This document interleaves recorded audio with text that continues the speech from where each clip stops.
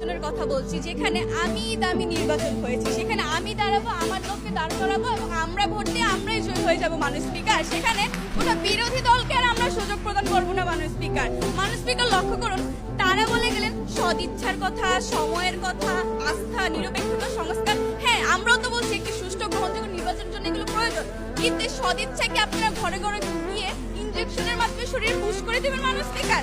কখনোই না মাননীয় স্পিকার। সদিচ্ছার ক্ষেত্রে আমরা চাই যে শাস্তির মাধ্যমে তাদের মনে কি ভয়ের সৃষ্টি হবে, শাস্তির মাধ্যমে যখন একটি ভোটার দেখতে পাবে যে তার ভোটের মূল্যায়ন হবে, তখনই মানুষের মনে আস্থা ফিরে আসবে, রাজনৈতিক দলের মনে আস্থা ফিরে আসবে। আর যদি শাস্তি না দেওয়া হয়, বরং একটি ভয়ঙ্কর দৃষ্টান্ত স্থাপন হবে যে হ্যাঁ, এই অপরাধ করে পার পাওয়া যায়, আমরাও করি। ক্ষমতাসীন দল পরবর্তীতে এসে এই পুনরাবৃত্তি করবে না, এর কোনো গ্যারান্টি দেওয়া যাবে না মাননীয় স্পিকার। তাই শাস্তি অবশ্যই প্রয়োজনীয় মাননীয় স্পিকার।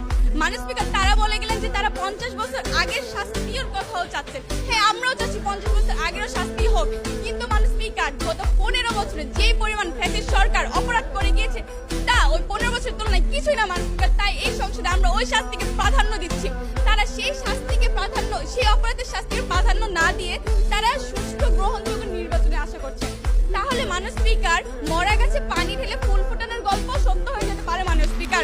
লক্ষ্য করুন মাননীয় স্পিকার, একটি দেশে যখন তারা বলে গেলেন যে 3টি বিভাগ থাকে মাননীয় স্পিকার, শাসন বিভাগ, নির্বাহী বিভাগ, আইন বিভাগ, কিন্তু সেখানে একটি doctrine of check and balance principle রয়েছে। তারা আমাদের সমালোচনা করেন যে আইনের ছাত্র হিসেবে আমরা কিছুই জানি না মাননীয় স্পিকার।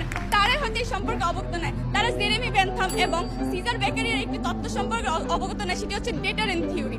তার মাধ্যমে নিজে একটা অপরাধীর মধ্যে ভয় সঞ্চার করা হয় এবং তাকে দেখে দৃষ্টান্ত স্থাপন করা হয় যে পরবর্তী কোনো মানুষ যাতে এই ধরনের অপরাধ করতে না পারে। তাই আমি জোর দাবি জানাচ্ছি মাননীয় স্পিকার, এই প্রস্তাবটি অবশ্যই যেন গৃহীত হয়। ধন্যবাদ।